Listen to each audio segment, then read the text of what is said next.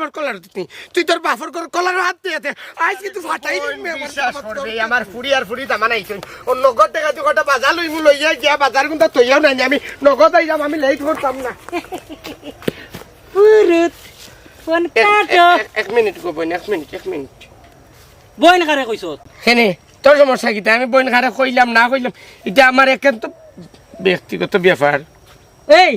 বইন কই রে খরচ দি রে বুঝলাম না কুম্বাই কাম কটাই রে এই তোর ঘর বউ আছে বাচ্চা আছে দায়দামান পাইলিছ তুই কি এখন প্রেম করে তোর প্রেমর হয়েছি